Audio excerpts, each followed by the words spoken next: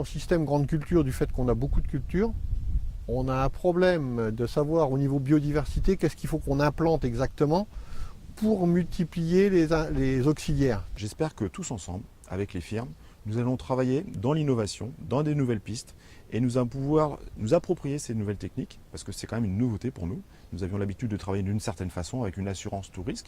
Là, nous allons prendre un peu plus de risques, et c'est là la limite. Donc j'espère qu'ensemble, en partenariat, avec l'IBMA pour les produits biocontrôle, avec les adjuvants à la fin, avec l'UIPP pour la gestion des produits de santé végétale, nous allons tous travailler ensemble pour innover, avancer, tester, faire des retours sur des produits qui marchent, sur d'autres qui ne marchent pas.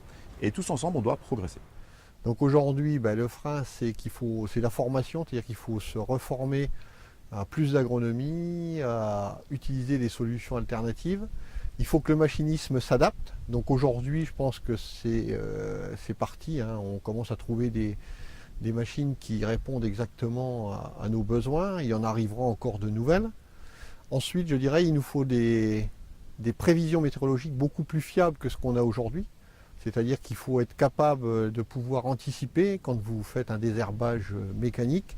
Il vous faut au moins 48 heures sans pluie derrière, sinon il n'y a aucune efficacité. Le dernier frein, c'est d'arriver à vulgariser ces techniques, qui sont quand même plus des techniques un peu plus risquées que la technique, je dirais, chimique totale. Et donc il faut que les agriculteurs ils arrivent à franchir ce pas, de se dire qu'on va prendre un peu plus de risques. Mais si on se forme bien et qu'on a le matériel, je pense qu'à terme, le risque ne sera pas plus grand.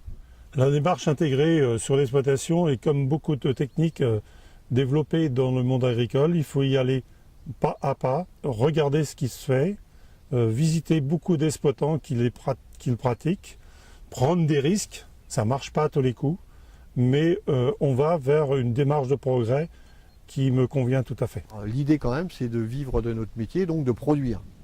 Et l'objectif aussi de l'agriculteur, c'est de nourrir la planète. Donc on ne peut pas se permettre de vulgariser des techniques qui vont avoir, je dirais, un impact sur la production et diminuer la production de 10, 20, 30%. Donc le plan Ecophyto, aujourd'hui, l'objectif c'est 2018. Donc on a encore 5 ans de travail devant nous. Et je pense que dans 5 ans, on aura des résultats.